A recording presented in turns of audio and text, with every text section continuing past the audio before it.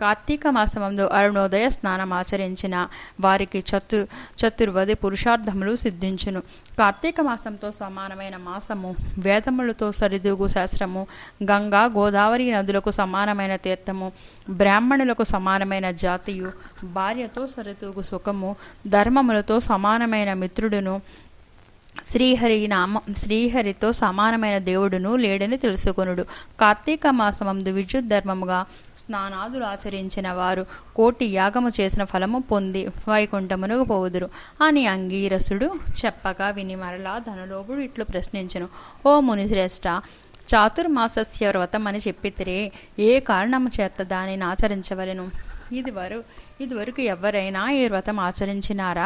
ఆ వ్రతం యొక్క ఫలమేమి, విధానమెట్టిది సవిస్తరముగా విశదీకరింపుడని కోరెను. అందుకు అంగీకరిస్తుడు ఇట్లు చెప్పెను. ఓయి వినుము. చాతుర్మాసస్య వ్రతం అనగా శ్రీ మహావిష్ణువు మహాలక్ష్మితో ఆషాఢ శుద్ధ ఏకాదశి దినమున పాల సముద్రము నుండి శేషపాన్పుపై శయనించి కార్తీక శుద్ధ ఏకాదశి నాడు నిద్ర నుండి లేచెను. ఆ 4 మాసములకే చాతుర్మాసస్యమని పేరు. అనగా ఆషాఢ శుద్ధ ఏకాదశి శయన ఏకాదశి అని, కార్తీక శుద్ధ ఏకాదశి ఉద్ధన ఏకాదశి అని, ఈ వ్రతమునకు చాతుర్మాసస్య వ్రతమని పేర్లు. ఈ 4 మాసములో శ్రీహరి ప్రీతి కొరకు స్నాన దాన జప తపాది సత్కార్యములు చేసినచో పూర్ణ ఫలము కలుగును. ఈ సంగతి శ్రీ మహావిష్ణువు వలన తెలుసుకుంటిని కాన ఆ సంగతులు నీకు తెలియజేయుచున్నాను.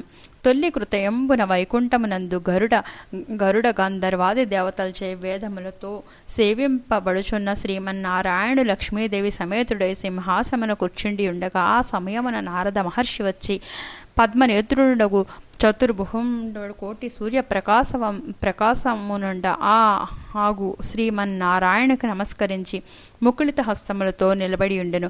అంత శ్రీహరి నారదుడిని గాంచి ఏమియూ తెలియని వలె మందహాసముతో ఇట్లనెను. నారద, నీవు క్షేమమే కదా? త్రిలోక సంచారివైన నీకు తెలియని విషయములు లేవు. మహామునులు సత్కర్మానుష్ఠానములు ఎట్టి విఘ్నములు లేక సాగుచున్నవా?